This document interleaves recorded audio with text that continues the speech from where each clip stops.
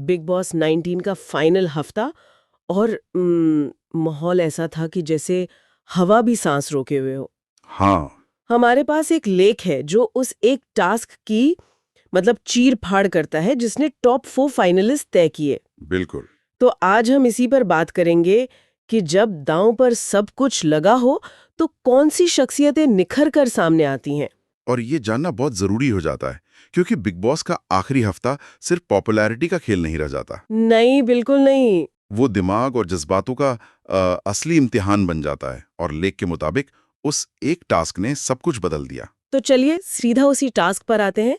लेख बताता है कि जैसे ही बिग बॉस ने घोषणा की, घर में एकदम सन्नाटा छा गया था। हाँ, क्योंकि सब जानते थे कि अब सब कुछ इसी पर निर्भर करेगा। बिल्कुल। और इसी टास्क में 4 लोग मतलब बाकियों से एकदम अलग दिखे। हम्म। पहले थे प्रणीत, जिन्हें लेख शांत रणनीतिकार कहता है। ये बड़ा दिलचस्प टाइटल है, मतलब शांत भी और रणनीतिकार भी। जी, बचानी थी, खर्च नहीं करनी थी। जहां दूसरे कंटेस्टेंट एक दूसरे को उकसा रहे थे, प्रणीत अपनी मेंटल एनर्जी बचा रहे थे। उनका खेल मतलब आक्रामक नहीं बल्कि टिकाऊ था। और इसका ठीक उल्टा थी फरहाना। Savage fire cracker. हाँ, उनकी जबरदस्त एनर्जी और बेबाक रवैये ने उन्हें सबसे ज्यादा पॉइंट्स दिलाए। और यहाँ एक दिलचस्प बात यह है कि ये दोनों व्यक्तित्व एक दूसरे से कितने अलग हैं ना। बिल्कुल। एक तरफ शांत रणनीति है, दूसरी तरफ आक्रामक ऊर्जा।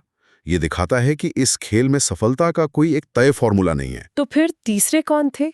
गौरव खन्ना, घर का दिल। हम्म। उन्होंने इमोशनल बैलेंस और गेम स्ट्रैटेजी का एक बेहतरीन मिश्रण दिखाया। एक तरह से हाँ, गौरव का सबसे बड़ा हथियार लेख के अनुसार उनकी इमोशनल इंटेलिजेंस थे। मतलब वो न तो प्रणीत की तरह पूरी तरह शांत थे और न ही फरहाना की तरह आक्रामक।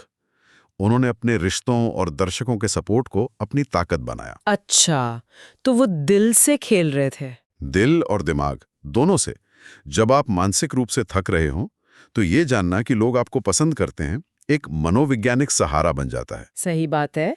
और चौथी है अशनूर, साइलेंट कमबैक क्वीन। ये सबसे बड़ा सरप्राइज था। हाँ, लेख के मुताबिक पिछले कुछ हफ्तों से उनकी वापसी चौंकाने वाली थी और टास्क में उन्होंने धैर्य और स्मार्ट मूव से सबको प्रभावित किया। वो एक डार्क हॉर्स की तरह उभरी। डार्क हॉर्स बिल्कुल सही शब्द है। लेख बताता है कि अशनूर की रणनीति थी इंतजार करना और देखना। उन्होंने दूसरों को अपनी एनर्जी खत्म करते हुए देखा। जब बाकी लोग शारीरिक और मानसिक रूप से थक चुके थे, तब उन्होंने अपनी जगह बनाई। उन्होंने साबित किया कि कभी-कभी सबसे स्मार्ट चाल कोई चाल न चलना होती है। वाह!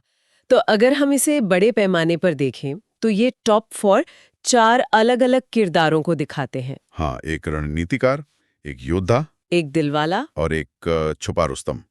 अक्सर दर्शक फाइनल में इन्हीं किरदारों का मिश्रण देखना पसंद करते हैं। तो इसका मतलब ये निकलता है कि उस रात जब धीमी रोशनी और दिल की धड़कनों की आवाज के बीच बिग बॉस ने नतीजों का ऐलान किया, हम्म। तो वो सिर्फ 4 विजेताओं के नाम नहीं थे।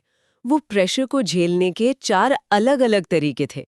शांत रहकर, लड़कर, जुड़कर और इंतजार करके। बिल्कुल। और यहाँ एक सोचने वाली बात यह है कि क्या ये टॉप 4 सिर्फ उस एक टास्क के विजेता हैं या ये उन व्यक्तित्वों का प्रतीक हैं जो किसी भी तरह के मतलब जबरदस्त तनावपूर्ण माहौल में कामयाब हो सकते हैं। ये तो सोचने वाली बात है। और ये हमें अपनी जिंदगी के बारे में भी सोचने पर मजबूर करता है ना।